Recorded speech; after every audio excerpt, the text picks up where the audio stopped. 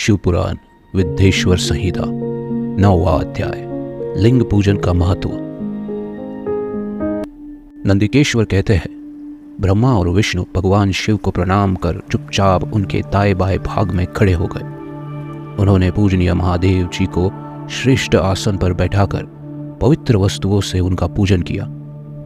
दीर्घकाल तक स्थिर रहने वाली वस्तुओं को पुष्प वस्तु तथा अल्पकाल तक टिकने वाली वस्तुओं को प्रकृत वस्तु कहते हैं। हार, नुपुर, केयूर, किरीट, मणिमय कुंडल, यज्ञोपवीत, उत्तराय वस्त्र, पुष्पमाला, रेशमी वस्त्र, हार, मुद्रिका, पुष्प, तांबूल, कपूर, चंदन एवं अगरू का अनुलोप, धूप, दीप, श्वेत छत्र, व्यंजन, ध्वजा, चंवर तथा अनेक दिव्य उपहारों द्वारा जिनका वैभव वाणी और मन की पहुंच से परे था, जो केवल परमात्मा के योग्य थे, उनसे ब्रह्मा और विष्णु ने अपने स्वामी महेश्वर का पूजन किया।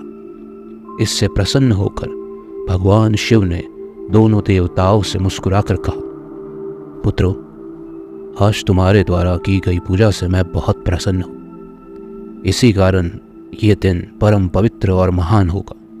ये तिथि शिवरात्रि के नाम से प्रसिद्ध होगी और मुझे परम प्रिय होगी।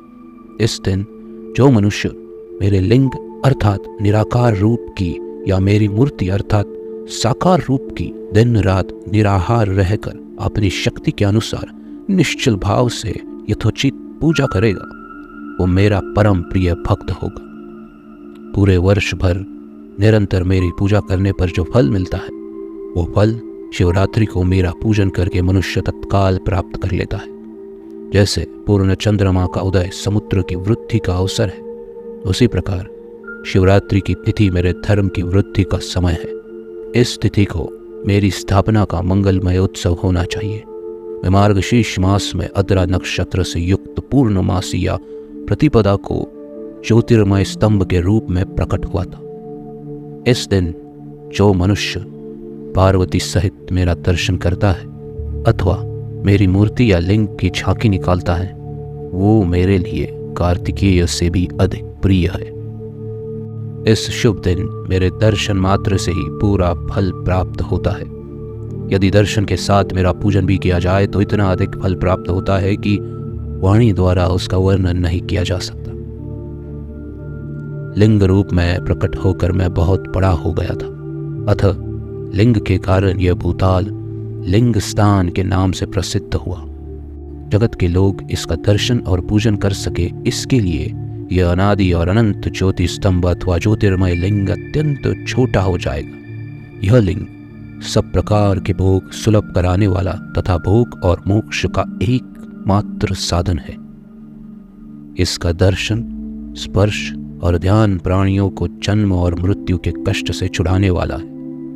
शिवलिंग के यहाँ प्रकट होने के कारण यह स्थान अरुणाचल नाम से प्रसिद्ध होगा तथा यहाँ बड़े बड़े तीर्थ प्रकट होंगे। इस स्थान पर रहने या मरने से जीवों को मोक्ष प्राप्त होगा। मेरे दो रूप है, साकार और निराकार। पहले मैं स्तंभ रूप में प्रकट हुआ, फिर अपने साक्षात रूप में। ब्रह्म भाव मेरा निराकार रूप है तथा महेश्वर भाव मेरा साक्षात रूप है। ये दोनों ही मेरे सिद्ध रूप है। मैं ही परब्रह्म परमात्मा हूं। जीवों पर अनुग्रह करने का मेरा कार्य है। मैं जगत की वृद्धि करने वाला होने के कारण ब्रह्म कहलाता हूं। सर्वत्र स्थित होने के कारण मैं ही सबकी आत्मा हूं। सर्ग से लेकर अनुग्रह तक जो जगत संबंधी 5 कृत्य है, वे सदा ही मेरे हैं। मेरी ब्रह्म रूपता का बोध करने के लिए पहले लिंग प्रकट हुआ, फिर अज्ञात ईश्वरत्व का साक्षात्कार करने के लिए मैं जगदीश्वर रूप में प्रकट हो गया। मेरा सकल रूप मेरे ईश्वरत्व का और निष्काल रूप मेरे ब्रह्म स्वरूप का बोध कराता है। मेरा लिंग मेरा स्वरूप है और मेरे सामीप्य की प्राप्ति कराने वाला है।